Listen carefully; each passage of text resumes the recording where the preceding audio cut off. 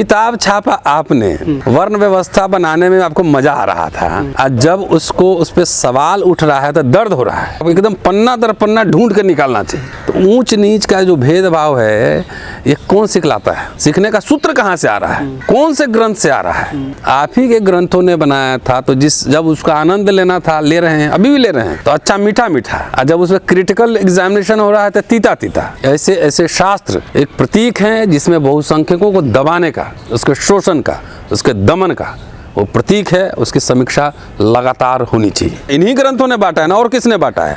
मुझे एक मुस्लिम टेक्स्ट बता दे या क्रिश्चियन टेक्स्ट बता दे कि जहाँ पे वर्ण व्यवस्था की उत्पत्ति का सिद्धांत दिया हो, जहाँ पे अस्पृश्यता का उत्पत्ति का सिद्धांत दिया हो और उसके बाद अस्पृश्यता चालू हुआ हो। तो इस समुदाय का चरित्र समझो पहले।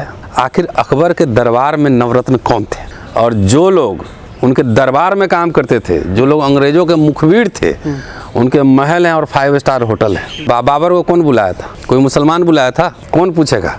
तो आपस में तो तय कर लो। आपस में तो मराठा और यहाँ वहाँ सब आपस में छुरा चक्कू निकाले हुए थे। ये कैसे ही संभव हुआ कि कोई भी आया, 10-20 लोग घोड़ा पे टपर टपर करके आया, तो धो धा के यहाँ से चला गया, गुलाम बना लिया। बुद्ध की उत्पत्ति किसके खिलाफ हो रहा है? कोई मुसलमान के खिलाफ हो रहा है कि ब्राह्मण धर्म के खिलाफ हो रहा है। तो मुसलमान के बिरयानी से दिक्कत नहीं है, मुसलमान से दिक्कत है ना। उनका मटन बिरयानी, चिकन बिरयानी दबा के खाते हो। तो ये रामचरितमानस नहीं, ये कुछ धर्म का भी चक्कर नहीं, ये धंधा, राजनीतिक धंधा ज़्यादा है। अब मैं दूसरी बात और बताता हूँ भाई। जिस ग्रंथ से, चाहे जिस वस्तु से किसी का घर चलता हो, पेट चलता हो, हाँ, जिसको सर्वोच्चता मिलता हो, जिसको सर्वोच्चता का अहम तुष्ट होता हो, तो उसके लिए तो वो ग्रंथ पवित्र ही ग्रंथ होगा ना।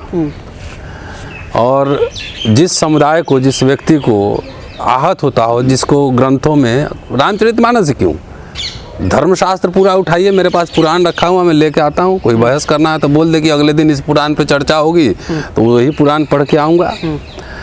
तो जिस समुदाय को, एक बड़े समुदाय को आहत होता हो उससे, जिसको नीच समझा गया हो, पढ़ने का अधिकार नहीं, लिखने का अधिकार नहीं, नीच समझा गया हो, तो वो तो तीखी प्रतिक्रिया करेगा ही करेगा। आप ये पूछो कि फिर डॉक्टर अंबेडकर ने मनुस्मृति जलाई ना, क्यों जलाई थी? और वो भारत सरकार चाहे महाराष्ट्र सरकार जो किताबें छापती हैं, बाकायदा उसमें पूरा विवरण है, बॉम्बे क्रॉनिकल कैसे रिपोर्ट करा, सब कुछ छपा हुआ है।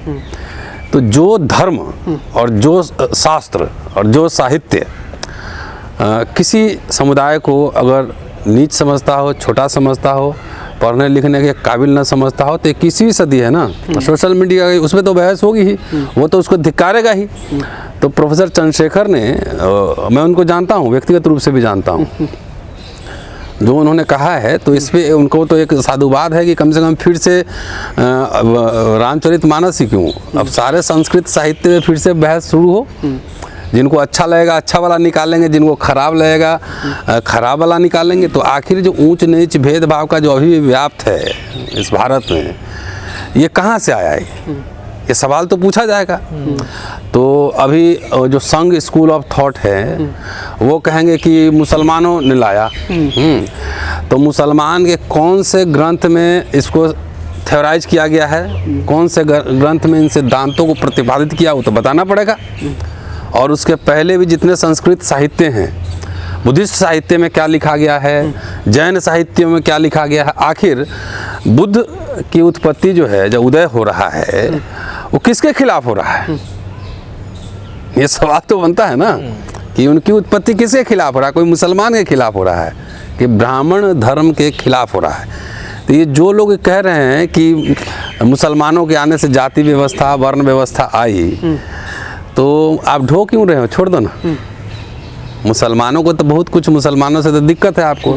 तो मुसलमान के बिरयानी से दिक्कत नहीं है, मुसलमान से दिक्कत है ना। उनका मटन बिरयानी, चिकन बिरयानी दबा के खाते हो, तो छोड़ दो उसको। तो सवाल है, सारे संस्कृत साहित्य की स्क्रूटनी होनी चाहिए और रिगरस स्क्रूटनी होनी चाहिए। और जिनको भी इनकी भावना, जिनकी आहत होती है, जिनके समुदाय को, महिलाओं को या शूद्रों को, अस्पृश्यों को जिनको बनाया गया है, उनको पूरा संविधान अधिकार देता है कि उनको रगड़ के जो है इसको एग्जामिनेशन करे, रगड़ाई खूब जोर से हो। आखिर सच्ची रामायण जब प्रकाशित हुई, ललई सिंह यादव, अब तो 10 वॉल्यूम में किताब भी आ गई उनकी रचना है, तो वो मामला सुप्रीम कोर्ट पहुंचा था ना। सरकार बैन करना चाहती थी, सुप्रीम कोर्ट ने क्या कहा था? बैन होने दिया था? नहीं होने दिया था। किताब छापा आपने, वर्ण व्यवस्था बनाने में आपको मजा आ रहा था, अस्पृश्यता बनाने में मजा आ रहा था, आज जब उसको उस पर सवाल उठ रहा है तो दर्द हो रहा है। तो अगर ये दर्द हो रहा है तो ऐसे आखिर प्रोफेसर अभी जहाँ तक मुझे पता है कि अड़े हुए हैं, तो ऐसे लोगों को तो सलाम भी करना चाहिए कि जो मंत्री होते हुए भी अड़े हुए हैं, हिले नहीं।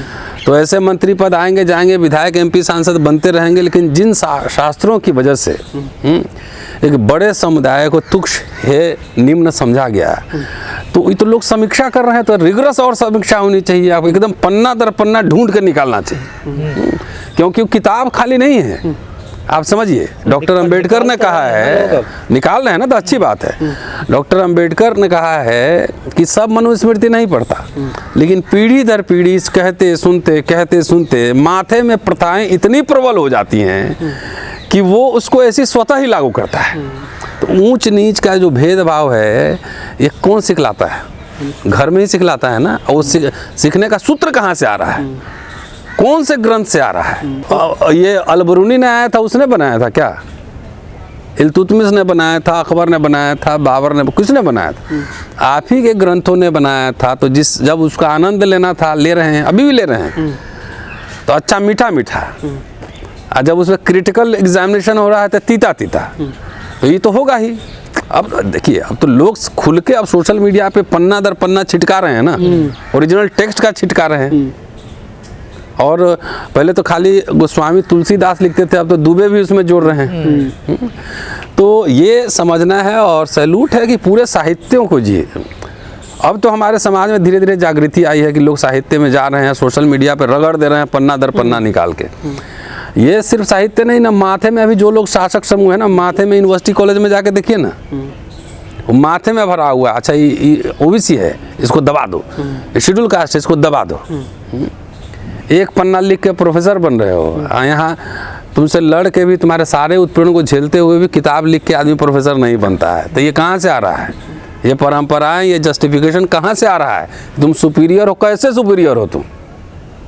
तुम्हारी सबका मेरिट चेक करो पहले।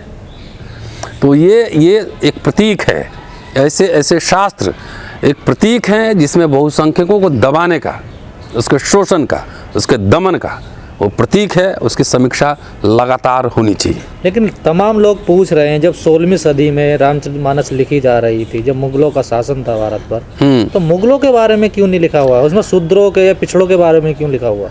अच्छा, एक बार बताओ, अंग्रेजों का शासनकाल था तो अंग्रेजों का गुणगान नहीं हुआ?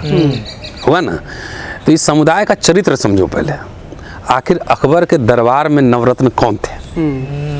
क्या सारे मुसलमान शासक थे? सारे सूबेदार, मनसबदार, जागीरदार सब मुसलमान थे?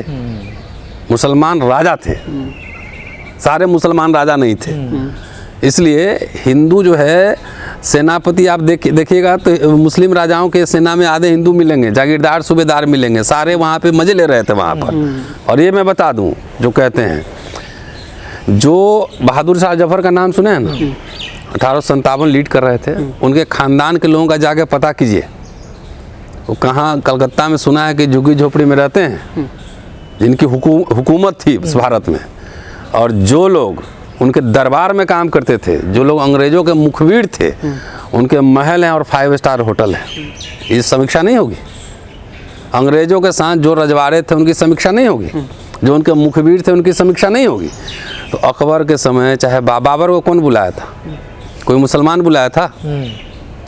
कौन पूछेगा?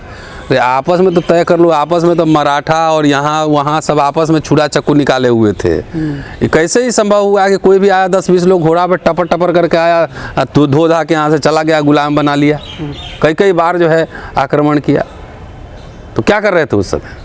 तो सारे मलाई, हर सत्ता की मलाई खाते हैं। अभी तो इनकी हुकूमत है, जिस दिन अभी देख लो, अभी तीसरा मोर्चा आ जाए अभी, जितने बाबा लोग कह रहे हैं ना कि 10 करोड़ देंगे इनाम, रे अपने जाओ ना, इनाम का 10 करोड़ आया कहाँ से तुम्हारे पास?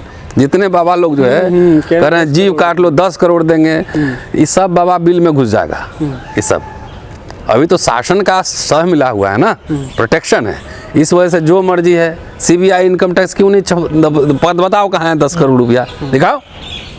लेकिन सर मीडिया जो इतनी तिल मिला रही है, जो इतना मीडिया हम क्या कहें, जिसका पेट भरता है, इसको सरकार से इसको पैसा मिलता है।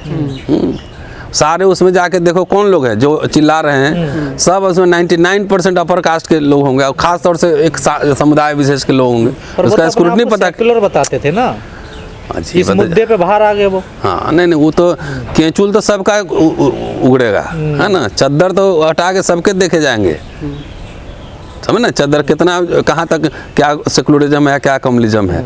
यही मीडिया कह रहा हूँ ना, कल ये हो जाए कि तीसरा मोर्चा आ गया और बहन जी चाहे लालू प्रसाद यादव चाहे कोई प्रधानमंत्री बनने वाला है, वो लंबा लेट जाएगा जाके दरबार में, इसका औकात हम जानते हैं, मैंने देखा है। हाँ यही मीडिया वाला जो है ना, अभी छोड़ दो, इसमें कम्युनिस्ट रेवोल्यूशन हो जाए, मान लो कम्युनिस्ट शासन आ गया, ये सब जाके वहाँ पे ऐसे लंबा लेट जाएगा, हुजूर चरण चाट है।